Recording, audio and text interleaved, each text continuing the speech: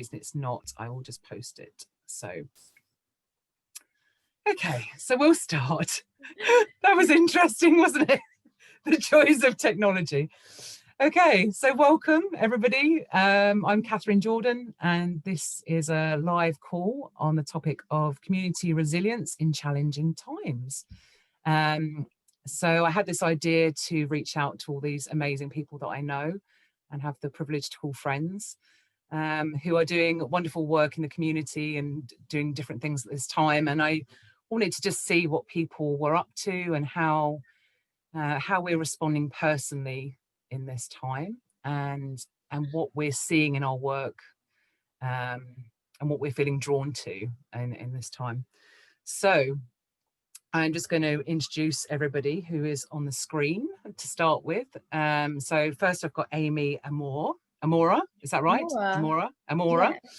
So Amy is a founder of the Love Thyself Rebels Academy, very good name. And she is a mindset, language, and story work coach. Yes? Great. That's true. That's you. And then we have Julia Hope Brightwell. I'm really not good at reading things out, by the way, just so you might pick that up. This is not my forte. She is the co-founder, director, and teacher of Dance Connection, nature lover, artist, and lover of all things expression. So welcome, Julia. And Nick, I feel like I haven't probably written yours down, actually. I've got coach and facilitator working with different organizations and individuals, which is a bit vague. I don't know if there's something a bit more you could say about that at some point, and also that you're a tantra practitioner. So welcome, Nick, as well. So I just thought I would just open the dialogue with reading a quick quote that I took from a wonderful woman called Dr. Justine Huxley, who is the director of St. Ethelburgers in London, which they're a centre for peace and reconciliation. And they've been doing a lot of work around deepadaption, and looking at the gifts of this time is really the theme, I would say. So I just wanted to read something very briefly from a blog that she posted. At the present time, we all have too few spaces for dialogues capable of holding the twin truths of climate breakdown and societal division. There are new skills needed to hold us in relationship as we move beyond denial and paralysis to face the challenging reality around us. Skills that enable us to consciously reach out to those whose worldviews may be anathema to us. COVID-19 has shown us that we are capable of more, that we care, and we have not forgotten how to prioritize the vulnerable. Perhaps from somewhere in the depths of our hearts, in the farthest reaches of our diversity, and with the weathered wisdom of a year in lockdown, we can summon a new kind of courage, a spirit of resilience that can enable us to pull through rather than fracture further in the face of hardship. A spirit that can help us dig through the rubble with our bare hands and forge a radical new unity in the wreckage. And that kind of, for me, captures something that I feel I'm really connecting with in this, is that this, to me, doesn't feel like we're a victim of something that's happening. This feels like an opportunity, feels like a moment of opportunity. And that's definitely what I've been connecting with, and I really appreciate her work and her blogs around this topic of deepadaption and resilience. So, and something she said at the beginning, that which is what inspired me to do this, is that there's not really enough spaces for these conversations and these dialogues of actually accepting what is happening, not ignoring it. You know, let's look at it. Let's look at it together as a community, and look at what we're feeling a resonance to and response to in terms of resilience. Anything to say at this point before I go on to any further questions? Yeah, I'd love to add. For me, what's happening right now feels I could absolutely collapse into it, and into despair and into uncertainty. And in moments, I give myself permission to do that in a way that does feel held. I can create a container to go, okay, I don't know what the hell is going on. I don't know what's happening, and just really let myself sink into that not knowing and give it space and give that shadow side space. The alternative for me in the past might have been to be really, really positive and really, really focusing on just the good, and actually just bypassing a lot of what's really coming up. And yeah, giving myself permission and space to be in the unknown, it really helps me to move through it and just feel the emotion, feel the pain of not only my stuff when it's there, and also other people's, because I am 100% in a very blessed position and place. And collectively, on one level, it feels really challenging for sure, and on another level, there is an excitement in a way, because it feels like a huge purge. It feels that this is a something that can possibly wake up a lot of people into connecting more to what they most want, what they most value in their life. And yeah, a big purge that's happening. That's how I'm relating to this whole experience, and trying my best to stay in alignment, yeah, and stay with my self-care and care for others. Yeah, I mean, can I add that I also feel as an opportunity for us to really slow down. The speed of technology and the capacity of humans to, use the Earth's resources and not be very mindful of the interconnectedness of all life forms. Many people aren't at all aware, in a way, of how things affect the knock-on effect. They don't look at, like tribes look at generation after generation ahead when they make decisions. We've lost that capacity to think about the longevity of things. And I actually feel quite happy about the slowing down and the stillness, and I hope that people will consider what's the most value in their life. And it might be as simple as just being in nature and being in community, and not speeding around in aeroplanes everywhere, trying to have fulfillment from buying and things like that. So I actually really feel it's an opportunity, and I'm actually very, I can't see anything else that would have happened that would have done that other than Absolutely. war. We had to be forced in a way, didn't we? Sorry to cut over you. No, but war would have worked, but war destroys, whereas this way we still got everything we've got, and we just paused. So I'm actually quite grateful for that. Yeah, I totally agree. That's something I'm really experiencing very personally, is this: I'm not running around all the time for the first time in my life. And now I notice how I'm really tuning into my internal rhythm for the first time in a way I just wasn't able to. I was just running on the surface of myself all the time, as I'm sure we all were, and noticing how that relates to trauma, like we're sort of running in some form of trauma, and just that opportunity to slow down and to not run everywhere all the time, and to really pay attention to my internal rhythm and what it really needs. Which I agree, I don't think would have happened any other way. And I think that's such a gift in this experience. Yeah, I totally agree. I agree with what everyone's just said. I'm lucky that I'm in a relatively good place right now. But I do acknowledge that it's really challenging, it's really difficult. And I agree with what people are saying about this being almost like an existential moment where we're really thinking about who we are and how we live and how things connect, and it's really helping to build community. And I've really noticed that in all sorts of different ways over the last year. Community is stronger now than I've ever experienced it. Having said that, part of my calling is as a coach, and I think a lot of people aren't in that place, and a lot of people are either in denial or desperate to go back to how things used to be, or really struggling. And I think that there's really, the opportunity really is to be part of supporting and allowing people space to really just expand and explore, because a lot of people aren't doing that. A lot of people are burying their heads in the sand, or just battening down the hatches and you know, just trying to busy themselves without really using this as an opportunity to think. And I think there's a great opportunity to think and reflect and connect, which I think, so for myself anyway, as a coach, I think I see it as part of my calling to really support people through that.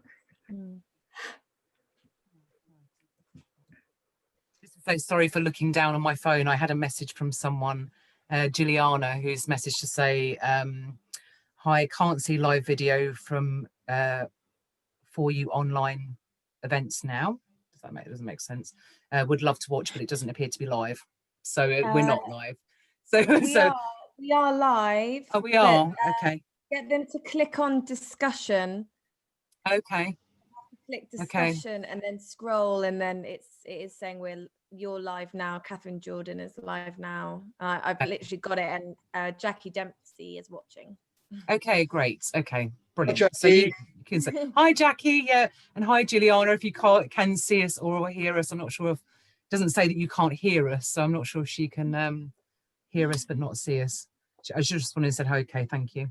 Oh, so you can see. Are you able to see any comments, Amy? Yeah, so Jackie did write a comment. She said hi, and then I've written hi to those watching. Feel free to ask any questions here, so I can see it now. Okay, fantastic. Okay, so it's great that we can see if people are coming. So yeah, if anyone is watching and listening, please do send in your comments and questions. I'd love it to be a wider conversation as much as we can create in this situation. I mean, part of what I'm interested in is just creating momentum for this conversation, and what you've all said so far has been really exciting to me. So so it's great. So shall I start with a question? Yeah. Okay, so let's pose a question to the group and see.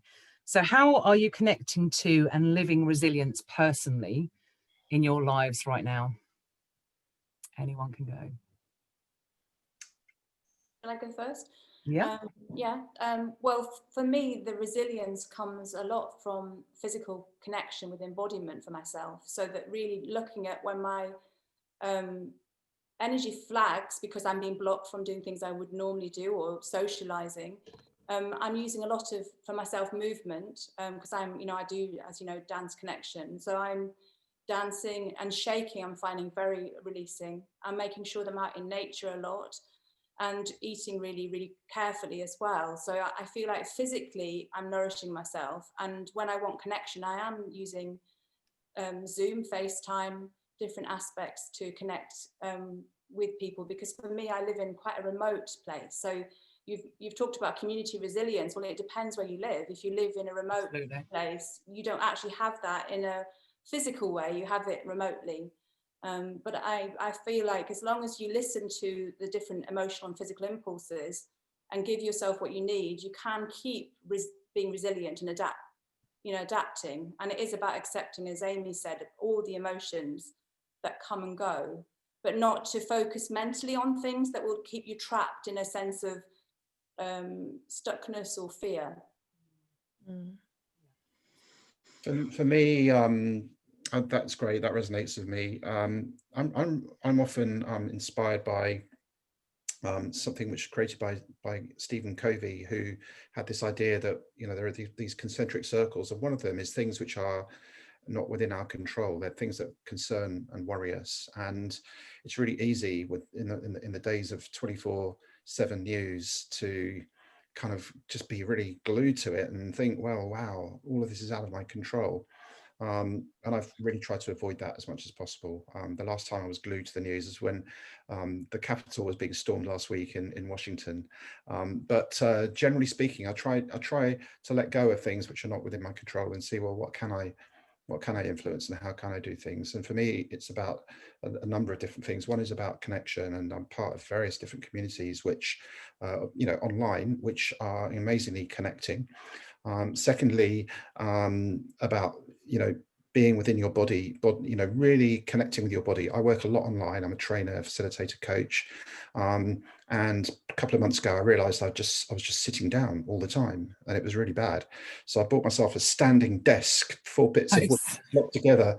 And here I am standing up, which means I can move and I'm not static. And it's given me a huge amount of energy, and that's brilliant. One of the best things I did over the last year was start yoga. One of my friends, Adina, give her if anyone wants to know Adina's details, I'll let you know, because she does daily yoga classes over Zoom, and I've been doing yoga every day, almost every day for the last year, which is amazing because I've never done yoga before, and it's been transformative, and that's been amazing. And the other thing I would say is connecting with nature. So I'm lucky, I live in London, but I live very close to a wood. In fact, I was there this afternoon walking around the woods, and just connecting with nature was brilliant. And feeding the squirrels that come literally 50 centimeters or a meter or so ahead of me, in front of the window, and come and eat nuts. And if there aren't any nuts there, they'll jump up and look at me and ask for some. So that's what I've been doing. So it's about you know, letting go of what I'm not in control of, and looking at what I can control. It's about community. It's about yoga and movement and nature. And the final thing I'm going to say is about learning. And I've really taken this opportunity to learn new stuff, learn things, because I think that's you know, keeping your brain moving and active, for me anyway, is pretty important, but not in a way that's putting myself under any pressure, but really for enjoyment, for my own enjoyment and pleasure. So those are things I've been doing. Nice. I thirdly agree with both of you. I want to say second that, but I second both of your sharings there. And the first thing that comes to my mind is self-care, is my self-care practice. Each morning I have aside 2 hours for self-care. Sometimes it's a bit less, sometimes it's even more. And that involves movement, nature, walking. I've really got into walking. Yesterday, I think I walked about 10k actually on my birthday. We did 5 in the morning and 5 in the evening, which was amazing. I've written a few notes here. Yeah, movement, and also I'm very in tune with my emotions. So and really over the years, I've given myself real permission to feel them. So yesterday, me and my partner were walking, and it was sunset, so there was not many people around, and I just started singing. I started singing ABBA, just actually because I was feeling so much from actually momentarily tuning into the news and then feeling a lot. And I just started singing. I think I was singing Mamma Mia. And when I got to the chorus, and just before, I could feel this emotion coming up, and I said to my partner, okay, I think I might cry if I sing anymore. And he was like, go for it. And I just burst into song, into the Mamma Mia bit, and all this emotion just came up, and I just cried and cried and cried. And then after those tears, I knew that I trust the release process. And I think that's something that a lot of people are afraid of. And I certainly was afraid of that. It's like, if I start feeling my emotions, am I ever going to stop? Am I going to go insane? Am I going to lose my mind? And for anyone that feels emotion there and maybe goes, no, go, get down, push it back down. I would really gently encourage to allow those feelings to come, because in my experience, on the other side of them is it's a release, is more space for clarity, more space for self-love, for understanding. Yeah, so that would be my piece, is being with everything that is, and knowing when to rest, when you need to rest. Like, give yourself a break mentally, physically. Yeah, and I think all of the things that you've both been sharing there, that we've all been sharing, are all the ways of resting. It's not just putting on a Netflix series or something. Like, being in nature is such a beautiful way to rest. Yeah. Great. Thank you. Yeah, that's great. I mean, just to add on to what you've just said about allowing things to come, and I really agree, as a practicing psychotherapist. That's kind of what I do and support people with. And I also know from my own experience that I've needed some holding to be able to do that. I think if you're really not familiar with allowing emotions to rise, or it can feel really overwhelming, I think. And I know I needed holding and support to be able to take that risk and sort of to cross that boundary of like allowing what I was feeling to arise. So so yeah, I'm guessing for some people that may be the case, and I think in these times there's so much going on and so much change at such a rapid pace, you know, one day to the next, what's happening with lockdown, and it must be stirring things for people. It must be stirring things for people.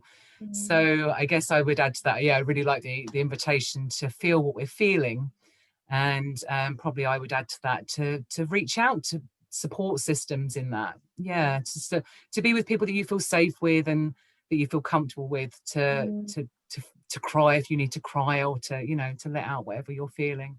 It's not necessarily crying, sometimes it's jumping around like a lunatic, you know, just like going just going, you know, I've had lots of that. So but yeah, I want to second that as well, because I definitely feel safe with my partner to be able to do that, and and it's taken me a few years to feel really safe to be able to do that on my own with myself. So yeah, thanks for adding that piece. That is important. So yeah, I'll just add into it my routine, which for me it feels very resonant with what the three of you have already said. Oh, sorry, I've just got a message from Zoom telling me something. I don't think I need to worry about that. So I started swimming in the sea radically in the middle of, or the end of autumn. So I live right on the beach in Devon, which I feel very, very privileged to live literally right on the beach. I walk out of my house, I'm on the beach within 2 minutes. And I've been thinking about swimming in the sea for 2.5 years. I've been here and I'm like, yeah, but it's really cold, and you know, I haven't quite made that leap. But they shut the pools again, and there's a swimming pool right near me that I was going to. So one thing I've started doing is swimming in the sea every day. So I did it one day and I was hooked immediately. It's like cold water immersion. Once you get into it, it's really amazing. And you know, I've been going through a bereavement last year, a very close bereavement, as well as dealing with lockdown. So I had real challenges, I think, to my mental capacity.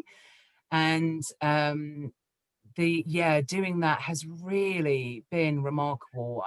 I'm so hooked into doing it on a daily basis, because I just feel amazing. It's really good for your endorphins and your immune system. I just feel awesome all day. So that's been a really big resource for me, and just supporting, just creating my life around keeping that going, which kind of feeds into what you said, Amy, about having the first 2 hours of your day for self-care. And I'm very similar. So for me, I don't organize any work in the morning. The morning is my time to look after myself as a foundation, in all the ways that's needed. So that's sea swimming, and then taking time to warm up, and I warm my kidneys as I'm warming up. So I really love my kidneys, which are a part that can struggle with cold water immersion.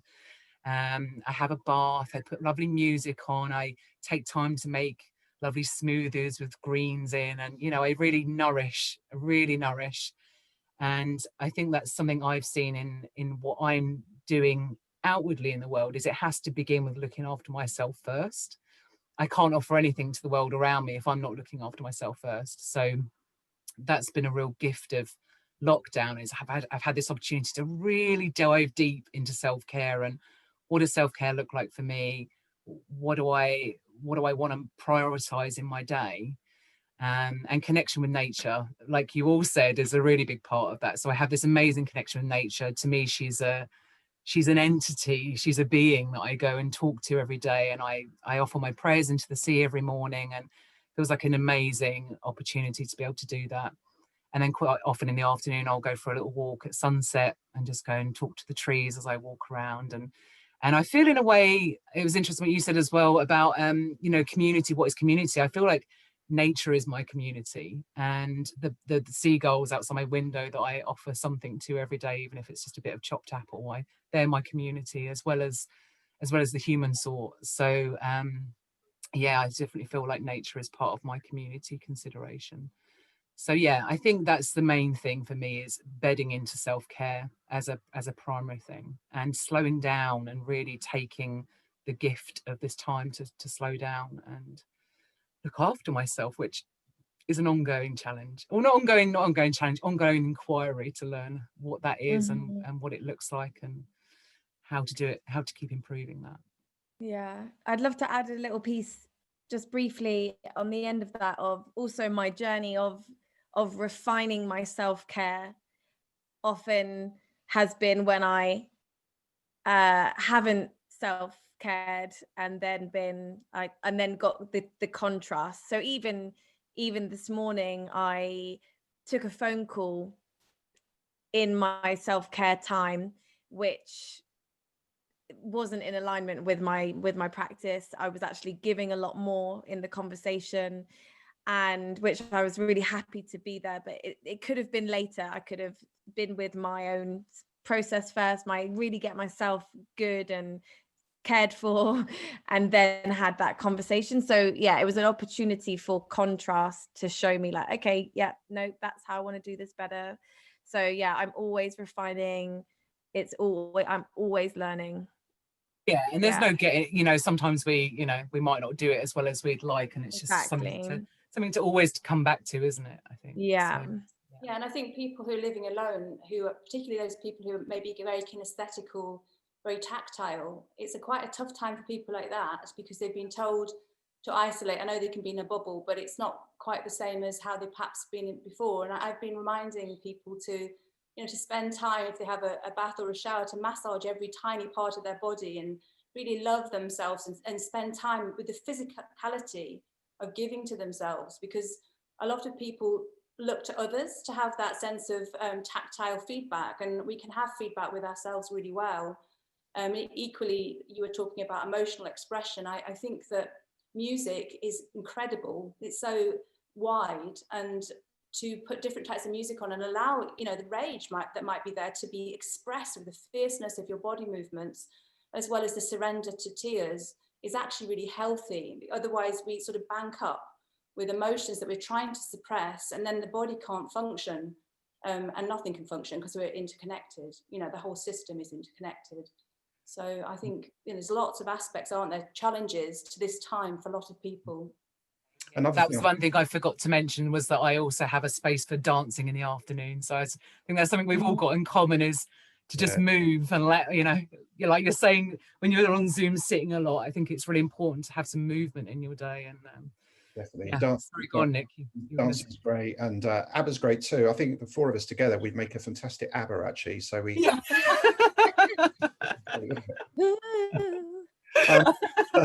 Yeah, just something to add, and particularly again for people who are isolated. I'm also a Reiki practitioner, and with a couple of friends, I've offered distance Reiki. That's another way of connecting and energy work and stuff like that, where you don't need physical presence, but actually it's really healing and connecting.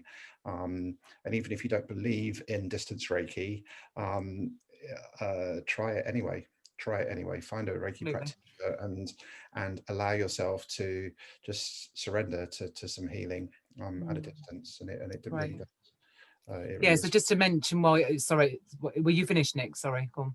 Is that okay?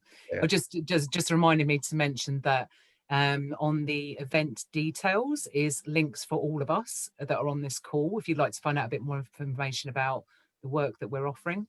So Nick has his website on there, so does Julia, and so does Amy, and so do I. So if anyone wants to find out a bit more about what we're doing as we're talking about this, then if you go onto the event details, there is a list at the bottom there of our website and information. Just to say, my website's very vanilla. Very vanilla.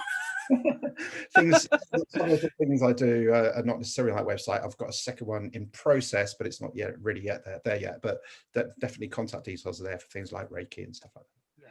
And if anyone can't find it and they want to just send me a message, I can make a link as well, if that's helpful. Sorry, go on, Julia. Well, I just forgot to say something quite important to me, which I didn't mention at all, which is creativity. I think creative expression, particularly when we're blocked in other ways, we can express in all sorts of ways. You don't have to be artistic. It could be cooking, it could be creating something for the home, it could be doing something in the garden. And I think that when we are able to create from that inner aspect of ourselves, we can again express something, but also feel the joy of being alive, because we are these amazing alive beings with lots to express and create. And I think that actually gives you a real boost when you do any type of creative thing. Even making chocolates, that's what I've been making recently, and I've just been loving making them by hand. It's just been so rewarding. So whatever those things are.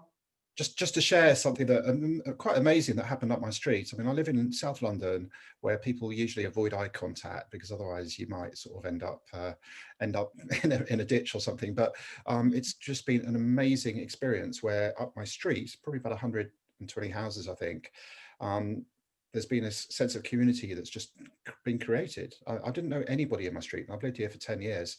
And somebody went around and dropped some notes through each door and set up a WhatsApp group, primarily to support people who maybe need shopping or stuff like that. And it's blossomed into this amazing community. And one of the things that we do every week is that somebody suggests a theme for creativity. And so people post on the WhatsApp group.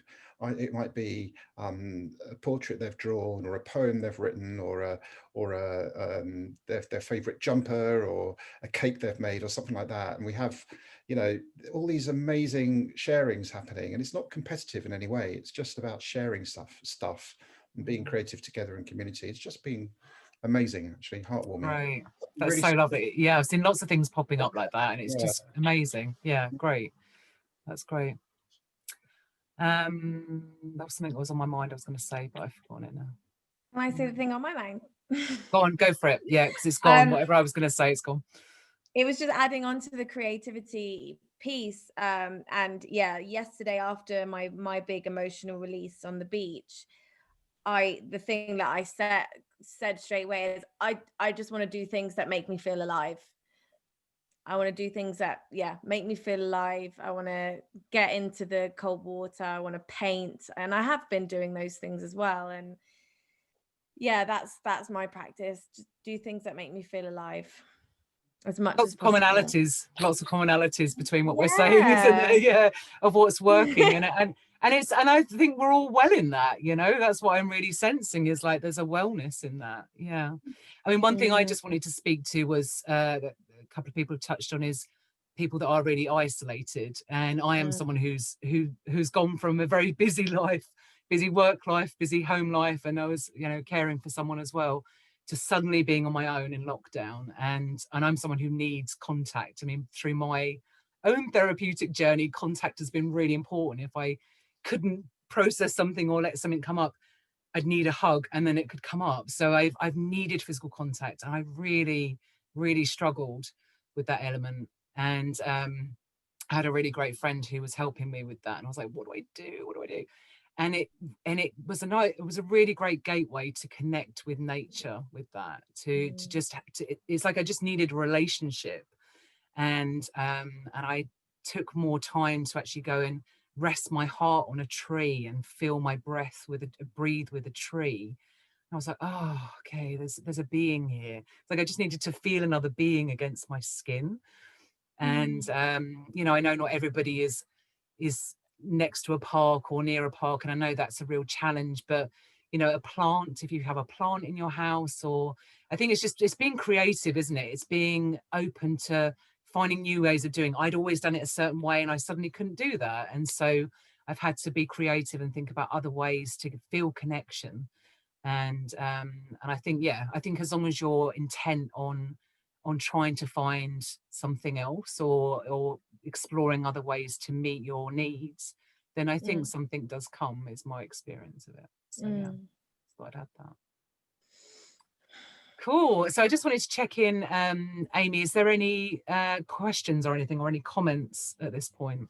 There isn't. There isn't? Okay. No. I don't think it's working properly then. That's my feeling, because normally there's 2 or 3 people watching. I think it's Jackie and me watching. Right. Currently. But then people will get to see the live, or they can watch it later, Yeah, well, I'm recording it here, so I'll just post it. I'll post it later. But Yeah, it's a shame that that's not working.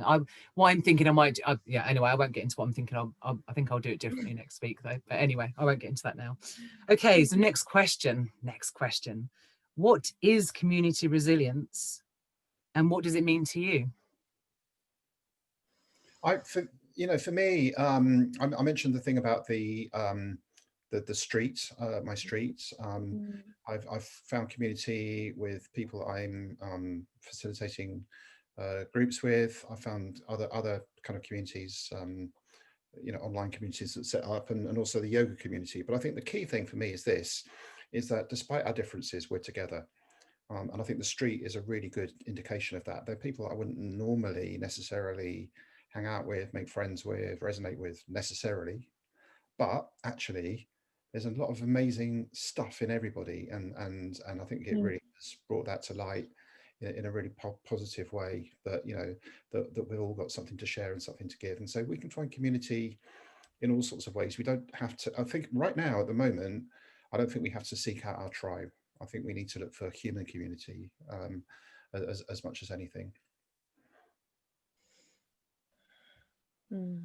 Well, like I said before, I live rural, so in terms of physical community with people, it's not so apparent. But in the first lockdown, immediately I felt like I'm not self-sufficient. I don't know anything about my connection to the land or anything. So I started growing vegetables, and it was just really rewarding. And also we bought some hens, and we've been having eggs since then with our 4 hens, and really enjoying the building up of that connection with our hens. They're such beautiful creatures, and I never knew that until I had them myself. I've never had hens before, and also noticing everything around. And I feel, for me, I would look in the future to be in a place where you could be more sustainable, and that you would be sharing, growing together, and where your water supply is, and all these things a bit more localized. I feel like I don't want to be part of world food and things like that as much anymore. I want to find what's local and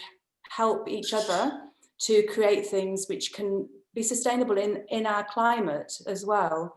So that's a forward-thinking thing for me, rather than a thing I can do right now, but I've already planted seeds by learning a bit about it for myself.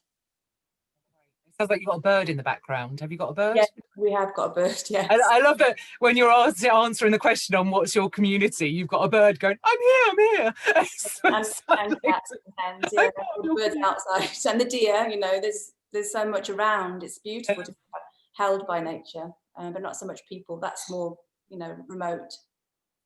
Great. Amy? Yeah, I've been very blessed. Just in you asking this question, I'm reflecting on the different communities that I'm part of, and I'm part of a coaching community. I'm part of a few Facebook groups that have amazing sense of community. Yes, and I'm even noticing there's a part of me that wants to come off Facebook for many reasons, but particularly, what would stop me is the fact that there is so much community, and the opportunity to learn and to connect and to share, and depending on the community. I mean, I'm in authentic relating groups and art groups, creativity groups, and yeah, they bring so much inspiration.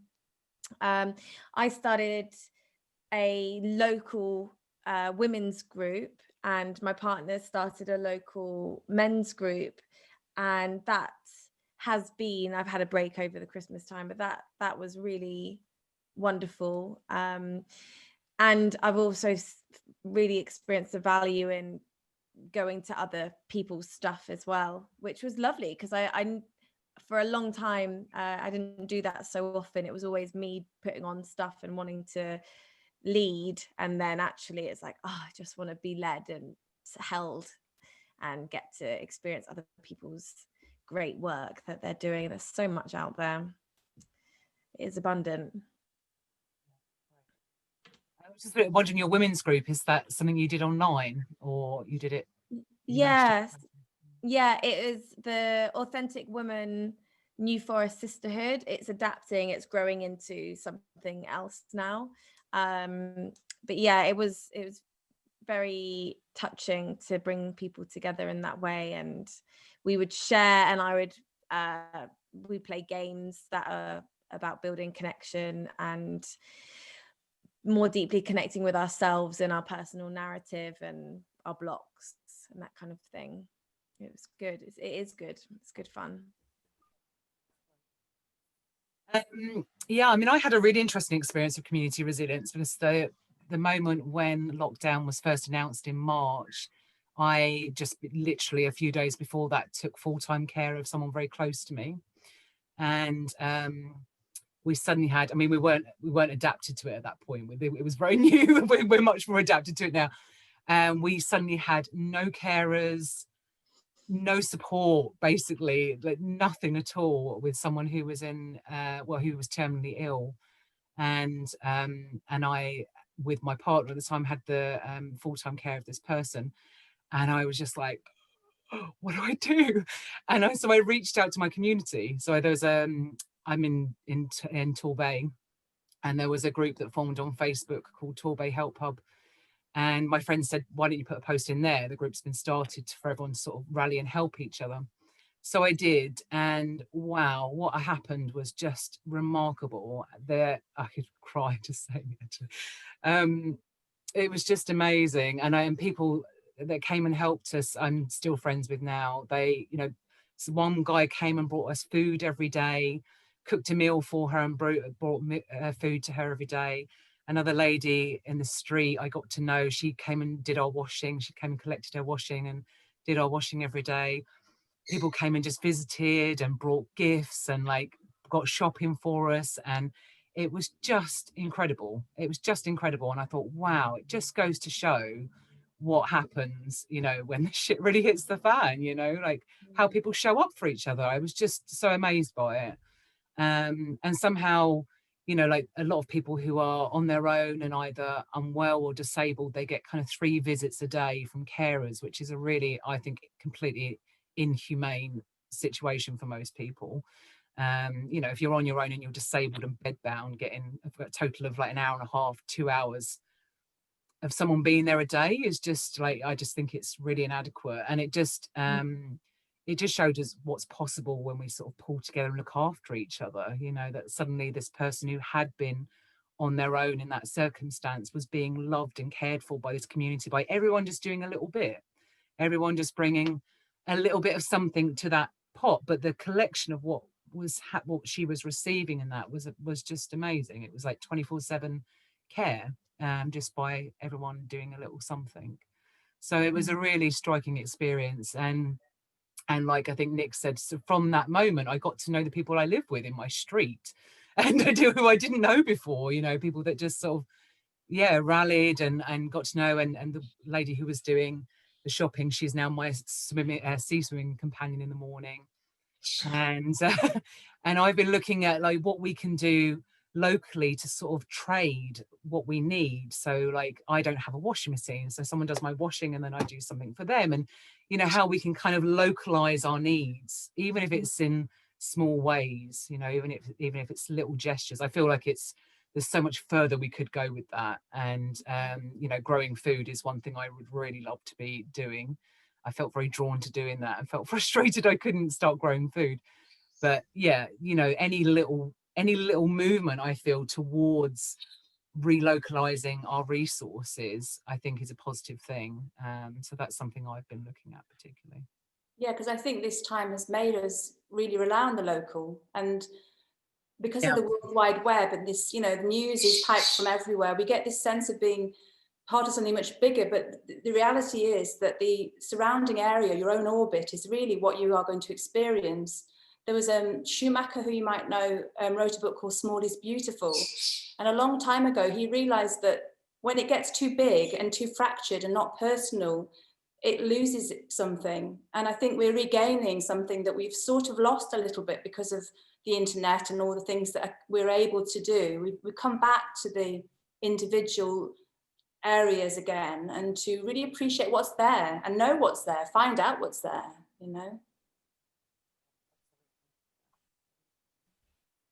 Okay, move on to the next question. that all right? Yeah. Yeah. Oh, that one we kind of covered. What is resilience looking like in your work at the moment? So in terms of, I mean, everyone I've reached out to are your people that are supporting other people, and you're running events and things like that. So I know, Nick, you mentioned, I love that you've got a standing desk, by the way, Nick. Okay. Oh, Now I know you're standing. I'm really paying attention. I stand on, but every time I move around, it sort of slips a bit. So I was just right. You'll start going up and down. Yeah, so what are you seeing is useful in your work? You know, what are you seeing is helpful? And, you know, I can imagine that people are going all over the place with what's going on. And I'm definitely seeing that. You know, it can be anything from really extreme fear and wanting to kind of shut down from the world to really being in high need. And I'm just wondering what you're seeing is working and being useful in your work. Floor is open.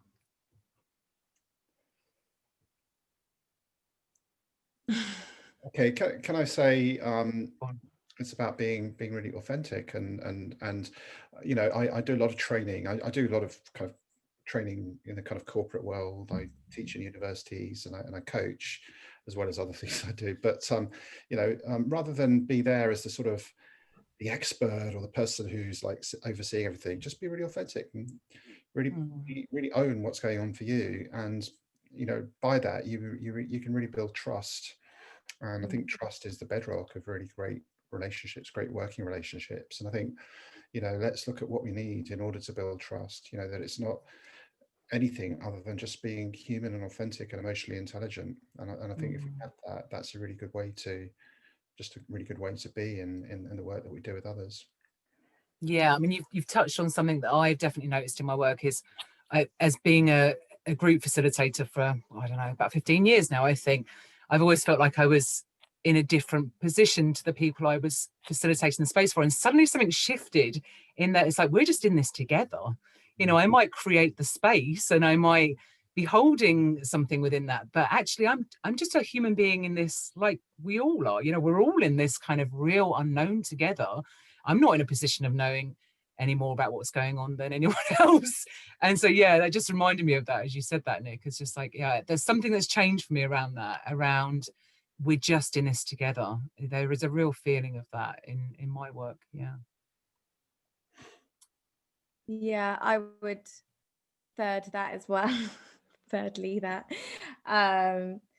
Yeah, I think there's a humbling that has occurred for me during this time. I think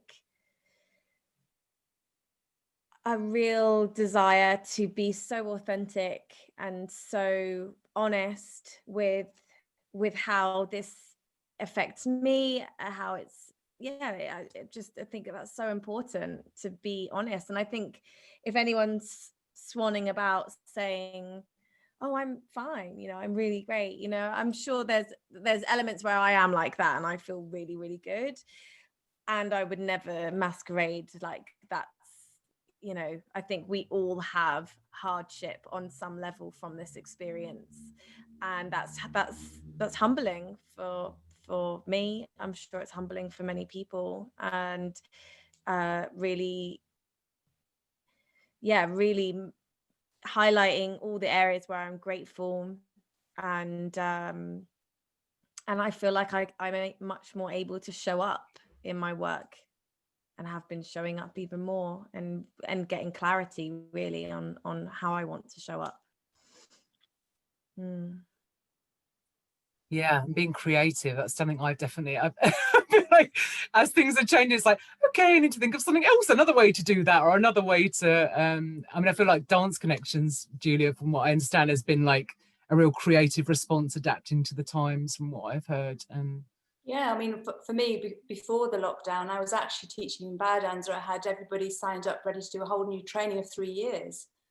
And when it stopped and I realized I wouldn't be able to do that for quite a long time, I just put it aside and thought, well, what would it feel like to put it down? And I realized I wanted to do something different. I wanted to do something that was more about self-connection and exploring being embodied and physical movement. And also, like you're all saying, owning all parts of being a human being, and that includes being able to be vulnerable and, you know, to own anger and all the emotions that are there and be able to move it through.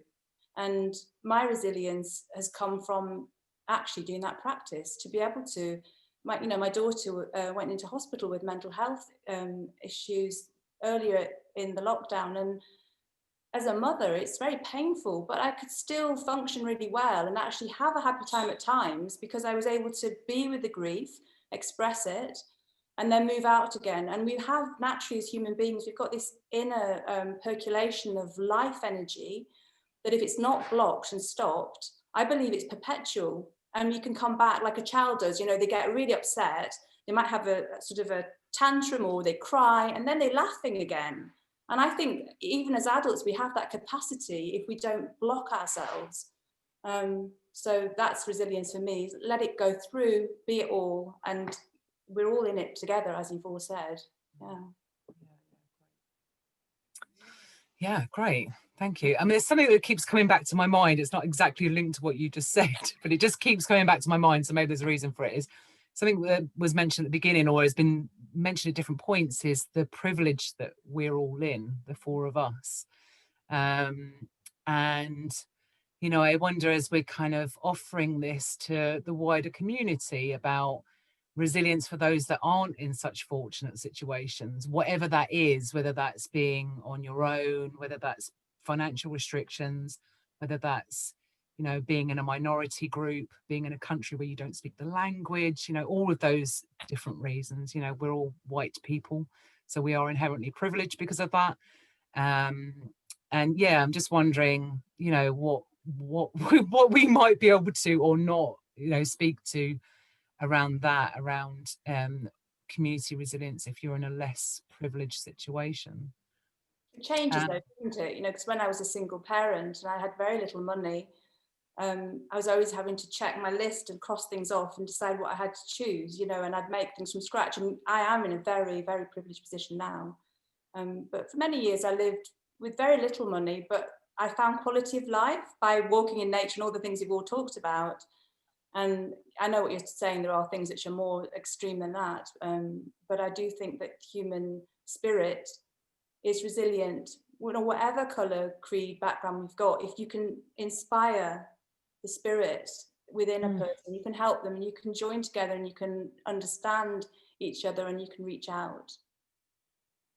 Yeah, that's sorry, go on, Nick. Go on. Go on. Sorry, interrupting. I was just saying that was my first, as I asked the question, that my first response that came up is, I have this body, whatever the circumstance, I have this body, you know, I have this, you know, and that is true for any of us. And for me, I have faith, you know, I have faith in something bigger than myself, and that's massive, you know, so that doesn't necessarily, you know, that's not necessarily affected by those things. So yeah, go on, Nick. Yeah, I was going to say, I also feel privileged. I think one of the things is that's given me a real privilege over the last year is that as a coach and somebody who works a lot one-to-one with people online, ranging from students right through to sort of professionals and through to all sorts of other people, is that people talk to me, and I'm able to hear people's stories, and that for me has been so empowering and a real blessing, to be able just to listen and just to be there and present for people to talk. But actually, we can all do it. We can all listen, and I think that's something that you know, despite, you know, never mind what you do, you know, what your role is or anything like that, just take the time to listen, and it's incredibly enriching. The more we listen, the more we can understand, I think, and that is the privilege for me. That's the privilege. If I could recommend an amazing book that was written, I think came out this year, it's called You're Not Listening by Kate Murphy. I think it's either Murphy or Murray. Heard of that. Yeah, I've got it. You're Not Listening, it's called, and it's really about the skill of listening, which we could all, it's the first thing any of us could do, because we used to listen in the womb. First thing we learn how to do, and yet most of us aren't very good at it. And I think if you can just learn and develop one thing during this period, it's the ability to listen. And even if you're isolated, find opportunities to listen. One of the things I did in the first lockdown is I signed up to I just saw it like mentioned in an article, and I thought, wow, that sounds good. And I signed up for this thing called Quarantine Chat, where you just put your phone number in, and at random times during the day, the phone rings and you're connected with somebody in the world and just chat. It's amazing. Oh, that's really cool. And I've spoken to people from Australia, from India, from Germany, from the States, stuff like that. It is just amazing. Quarantine Chat. Is it still going on? Yeah. I get calls every day. I don't always take them. You don't have to take the call, but if you take it, you're going to get connected with somebody. How do you sign up to that, Nick? Just go on their website, Quarantine Chat, and just put your phone number in. Quarantine Chat. Let me just see if I can find it to share that with people. They connect you, and then the phone rings to you and the other person. Yeah, the phone rings and you answer it, and you go into sort of a waiting room or something, and then 10 or 20 seconds later you get connected with somebody. That's the one. Yep. I'm signing up right now. Right. Yeah, that's great. That's a really great resource. So thanks for sharing that. So yeah, quarantinechat.com I think is their website, but there's an app by the looks of it. Do you do it through an app? Or? You don't really need the app. No, you just put your phone number in on the website. I guess you can use the app, and then just wait, and then at random times you'll get a phone call. Great. So for people that are on their own and not speaking to people on a daily basis, that could be a real lifeline, couldn't it? Yeah, brilliant. Yeah. Sometimes the phone calls, 3 minutes and that's it. Sometimes you're on the phone for an hour and chatting away, and you share details and connect with each other. It's just amazing. And I think that's great. Yeah. Well, and of course the beauty of it is that they're all people who want to talk. So it's a really open place to connect with people, and it's completely risk-free. That's amazing. That's brilliant. Can I ask, have you then shared your email or other details with people and stayed in touch? With some people we've connected up on social media afterwards, and swapped messages sometimes. Other people it's just thanks, that was a great chat, bye.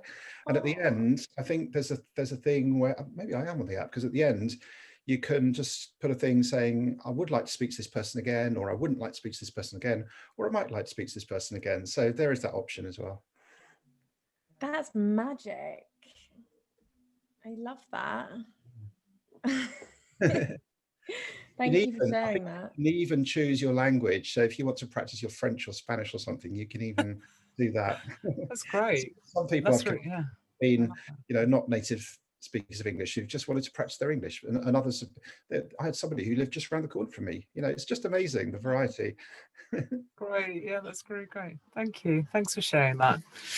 So we've got about 20 minutes left. I just want to sort of prioritize what feels important. I mean, one thing that we kind of touched on, and I just wanted to just ask the question, it's not one of the questions I prepared, but about dealing with the wider world, because I know we've sort of mentioned about the news and what's going on, and I know for me personally, I touch into that very, very little, and when I have touched into it, it just takes me out of my own truth quite quickly, and I felt drawn to my authentic response to it is that I just have to come into my immediate life. I just have to really connect with this body, primarily my space, the environment around me, the community around me, and just that's what's true for me. That's what's real for me is my immediate life, and that's how I've responded to it.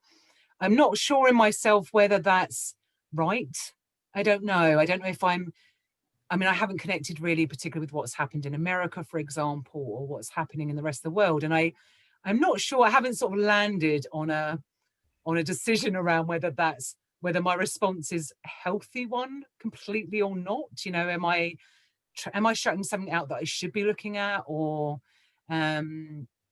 I don't know. So this is just something that's in my mind just as we're talking about, there are these things that are going on around us that are very, very fear-inducing, and a lot of people are watching those things. Just wondering what your response is to that. I'm just curious. Well, I feel that you're making your choice, but if you're staying calm and positive and able to support whoever you're connecting with, that seems to me a really good decision. And when things make you move into fear in a really strong way or feel overwhelming, then we can't actually do any of those things. Exactly. And I do think it's obviously a personal choice, but I'm exactly the same. I don't actually specifically look for anything that's on the news, but I do hear bits through friends or through the radio or whatever those things are. And then I think, well, that's come into my orbit for me to sort of be aware of, and what do I do with that? But I think we have to choose what is life affirming, because right now we're under lots of pressures, and I don't think we should choose to put ourselves under more pressure with things we can't control. That's my feeling on it. Yeah. I think it's difficult. Oh, sorry, go on, Amy. Oh, I was just going to say that's reminded me again of the full Serenity prayer, which I was reminded of earlier when Nick was speaking right at the beginning. To accept the things I cannot change, courage to change the things I can, and wisdom to know the difference forever and ever in the next. I don't think that last bit is part of that. Not necessarily, no, but it looks like it's supposed to be. But anyway, yeah, that's something that really rings true for me. Discernment, I guess, is the word there, isn't it? It's discernment. What? It's Discernment. Oh my gosh. Yeah. Discernment. Because we live in a world that's like, well, someone recently called it the post-truth era, which really resonated for me. We do live in a post-truth era. You know, there's so much fake news, and I mean, there's just so many things I've come across. I'm like, it's just like madness upon madness upon madness. And what do you do with that? I think for me, I just come into my immediate life, come into what's real for me. You know, I don't know what's true out of any of that, but I know this is true. This body is true. This breath is true. You know, that's what I know is real. There's a really nice kind of mantra that comes from Usui, who was the kind of founder of Reiki, and it's just a nice daily mantra just to acknowledge or read for yourself or read out loud or something. And it's really simple. It's just for today. I will not worry. I will not be angry. I will do my work honestly. I'll be grateful for my many blessings, and I'll be kind to all living things. It's a lovely way to think, isn't it?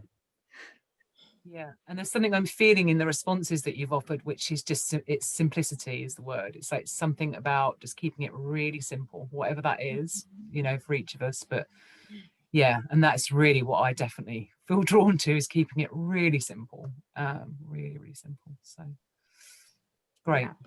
Thanks for responding to that. So the last question I had written down was, what do you see as the real challenges that we're facing in these times? And let's make it really current right this minute. What do you see the real challenges we're facing, and what do you feel drawn to prioritizing as a response?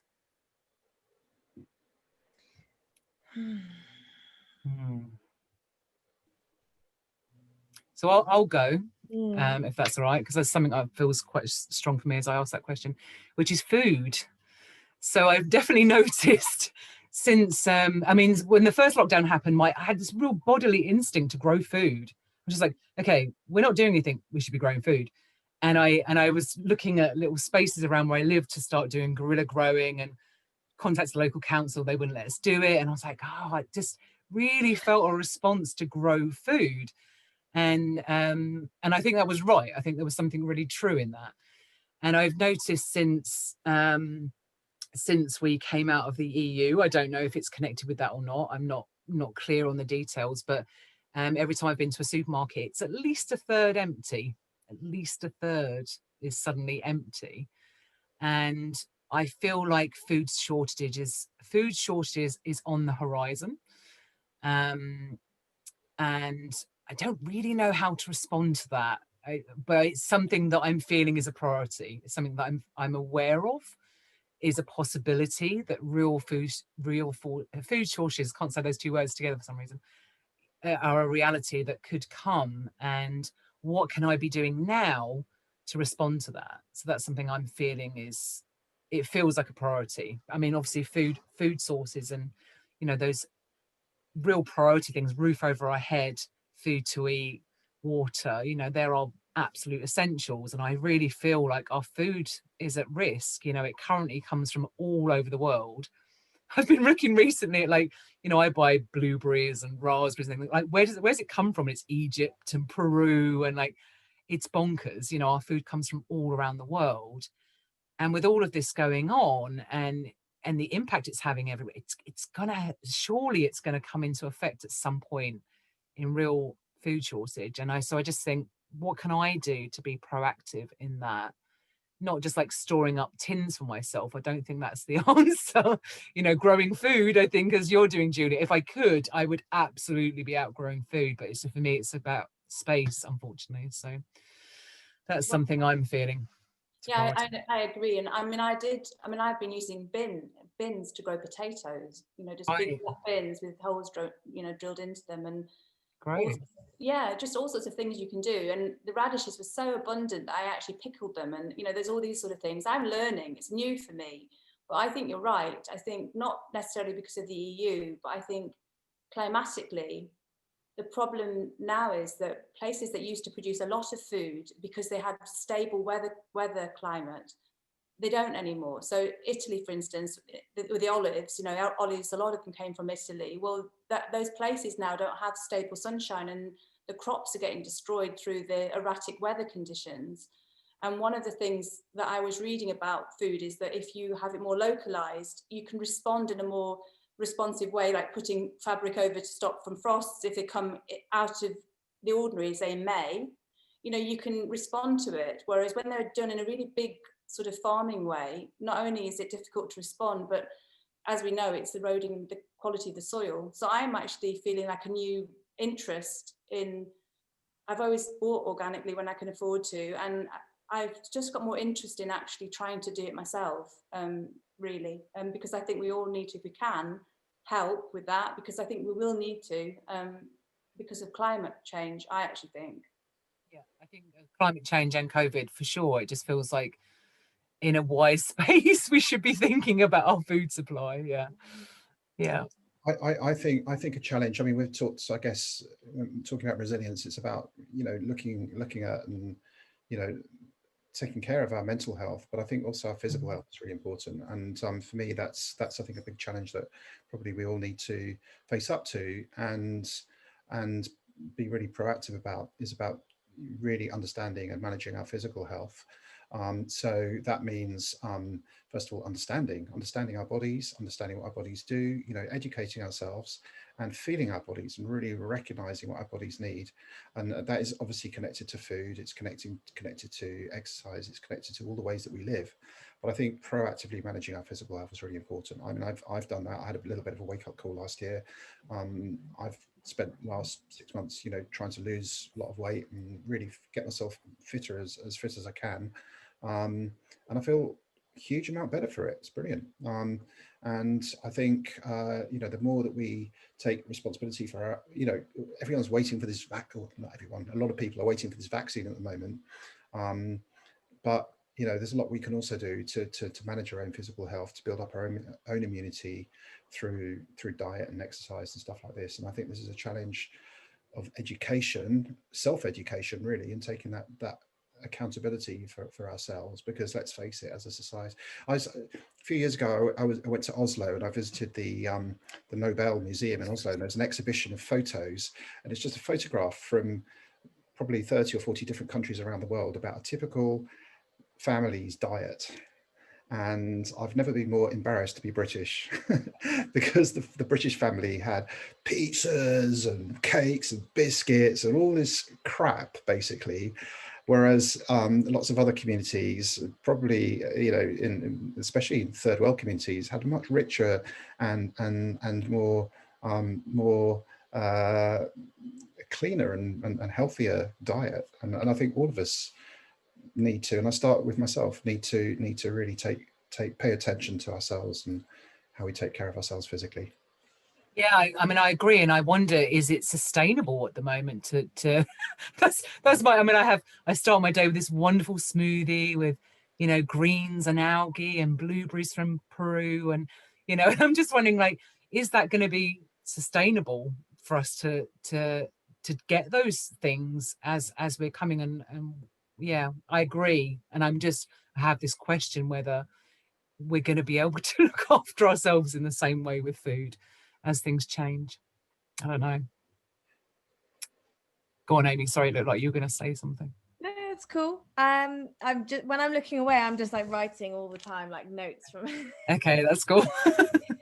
everything that you're all saying. It's really inspiring. And I really wish I could get on the growing food. I'm sure I could look into it more. I wrote down allotments. I wonder if there's allotments around here. I would love that, and it's very important. Very important. And I think with Brexit as well, that's going to be hugely affecting our food. So there's like 3 pretty big reasons as to why our food's going to be affected, or is already. And as you were speaking there, Nick, about moving our body and exercise and building our immunity, our immune system through movement. And I instantly, I think because of my nature, I just think, okay, well, how can I not only do something that's accountable for me, but also that can inspire other people and maybe get them moving with me. So then I was thinking, what if I did a Facebook Live every morning via Zoom, so I can play the music through Zoom, and I just dance, and I'm just dancing, and I'm just, you know, there's a morning dance where people can join in, and I can't see them, but just as a way, and even if they don't dance right then and there, it might be later on in the day they think, do you know what, I'm just going to dance.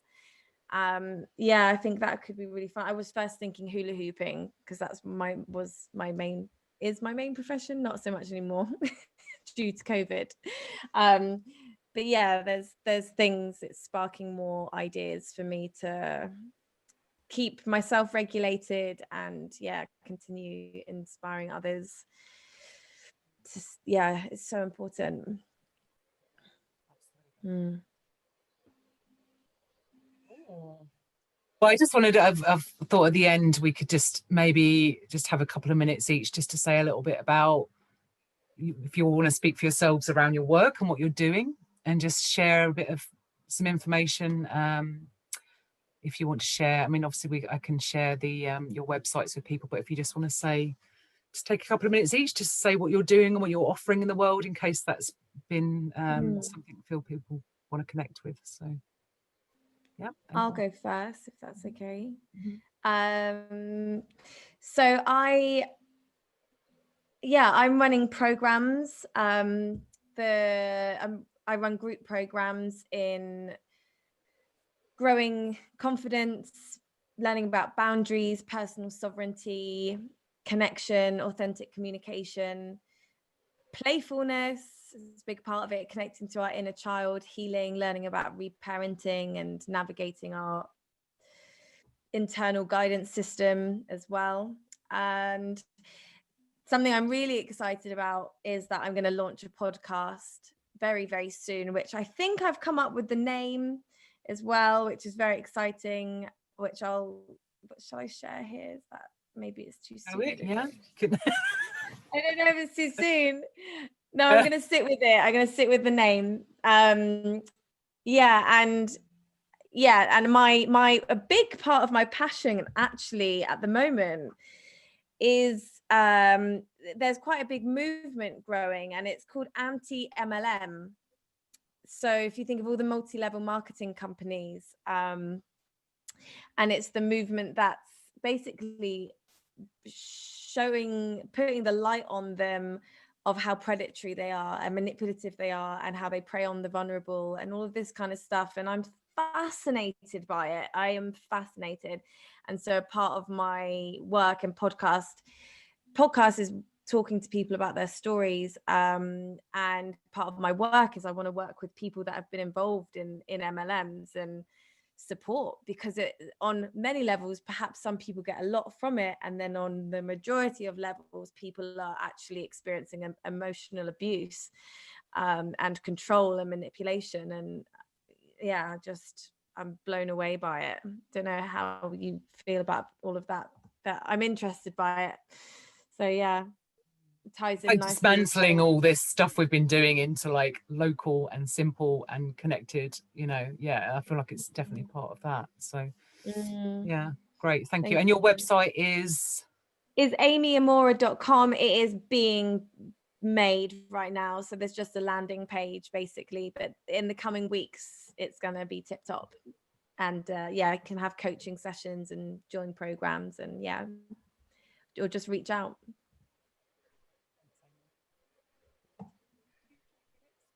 Oh, you've gone quiet there. Have I? Oh no, not now. Back now. Oh, okay. Might be internet. Go on. Do you want to say, Nick, about your website, what you're doing? Sure. Well, I mean, I have various different hats on. My main activity really is as a facilitator and coach, which I do with a range of organisations and universities. So I coach and teach in universities, and I facilitate mostly around personal development, leadership, stuff like that, with a whole range of organisations. But I have other hats as well. So I'm also a tantra practitioner and run workshops in tantra and sexuality, which I've not done this year, and I'm probably not going to do.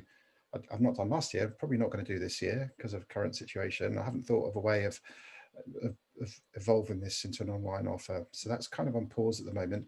But I'm also, as I mentioned earlier on, a Reiki practitioner. I'm very happy to do distance Reiki treatments and healings, which I mostly do with friends at the moment. But coaching, I guess, is my main thing. Yeah, I've got a website. It's nickjerome.co.uk. Like I said before, it's vanilla, but all contact details are there. Just one little thing to add. I did my master's in coaching about 4 years ago, and at Warwick University, and I did my dissertation around tantric coaching, which was a bit left field really for a sort of a coaching master's. But what I tried to do is bring those two parts of my life together and try to integrate them and develop some sort of tools and sort of modalities around coaching, which encompasses all of us, not just up here in the head, but physically and you know, sexuality and all sorts of things that are brought into it. And I think it's really a rich way of looking at working with people. So I try to do that a lot. Julia? Well, the main work I'm offering at the moment is in relationship to dance connection. So before the lockdown, I was teaching locally in Dorset near Bridport, and I could teach in those surrounding areas, distance classes of dance connection. I'm teaching Zoom. I also do couples Zooms fortnightly, so that people who are in a couple at home, they can you know, sort of have a deeper connection with their partner through dancing together and exploring different ways of moving. And I'm also doing weekends once the lockdown's over to let people be on a deeper dance journey. And then if they want to do the dance connection training, to actually offer it. So that's quite a beginning new thing, but I'm very happy with that's already started and people are already doing that journey. And for me, it's sort of quite holistic. So we do, in the weekends, I do reflective listening, empathic communication, circle sharing, and various other aspects. So that we can have a holistic way of being full human beings in relationship and authentic to our own needs, but have some tools for that. Some people just don't have any tools. So we're developing those alongside the movement and embodiment aspect. And I'm really into nutrition, so I'm also looking at the nutritional side at the weekends as well, because I think if we're really feeding ourselves what we need in terms of that, as well as the physical and the connection, it's so abundant. You don't really need a lot of the other things which will help generally the climate, which I'm underlyingly, I'm really caring about all the creatures in the world at large. We're interdependent, we're part of an ecosystem, we're not humans in a solitary way, and I want that to be part of the dance work I'm offering. What's your website? Oh, my personal website is joysofdance.co.uk, and then there's also a danceconnectionuk.com website where the other team members are there, and as the community grows, more people will be on there, because I want it to be non-hierarchical. I'm trying to set it up so that everybody's at the same level, if you see what I mean, as we go along. And I realised some way into the call that I didn't actually introduce myself at the beginning, apart from my name. So a big chance for me to say what I do. So I've got two things that I kind of operate from. One is Devon Therapy Hub, which is my psychotherapy work. So I'm a mindfulness-based psychotherapist in the last year of completing my master's. 4-year masters. So I have a private clinic where I see clients for that, and mainly online at the moment. And I also run therapeutic support services, which the work in the therapeutic support services is like constantly evolving at the moment, very much looking at what I can do and respond to in these times.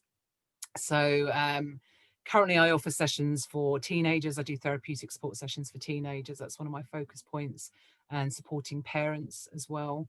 And I've been doing some things online. I've been doing some free mindfulness classes because I'm also a mindfulness tutor. And I'm about to start doing a keto support group for women.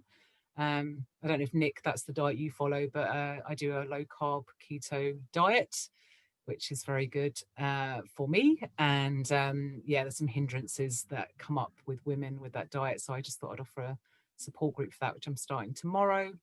So I'm always evolving what I'm doing, you know. Offering this is part of my constant, like, what can I offer at this time? What's useful? And so like it's a constantly evolving thing. But yeah, I've got websites for both of those. So devontherapyhub.com is the one for my psychotherapy work, and therapeutic-support-services.com is the other one.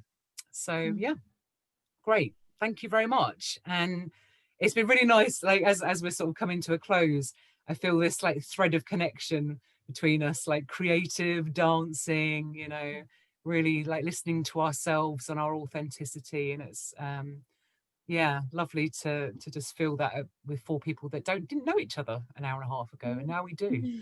So so just shows how we can find commonality and our humanity even with people that we don't really know yet. So yeah, it's really nice. Yeah, thank you, Catherine, for organising this, and I'm really looking forward to your.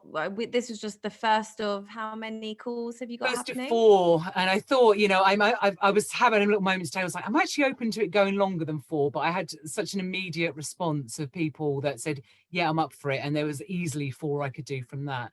But I'm open to it continuing further. I'm open to this being a sort of an ongoing thing as things evolve and change. So yes, definitely for the next 3 weeks, but maybe further. We'll see how it feels at that point. So thank you for saying yes. And I thought it was a lovely format, and you know, all of us came with no agenda and just really open to share, and I think that was just lovely. So thank you. Yeah, thank you, Catherine, and also thank you to everybody. It's really wonderful how when everyone talks at different times, you create a whole. I always have an analogy for people about being authentic, that you're a jigsaw piece, that if you stay the shape you really are, you will make this beautiful jigsaw together. Whereas if you try to get forced into a place, you don't fit, and then the jigsaw never gets finished. So I think that there's a beautiful interconnected aspect that's arisen. So thank you for facilitating that so nicely and so in a balanced way. Very beautiful. That's lovely. I really love that analogy. Thank you. That's really lovely. That's Thanks, a great analogy. Thank you all. Go well. Take care of yourselves as you are doing. So, it's really lovely. I'll end the recording now. Okay. Thank you.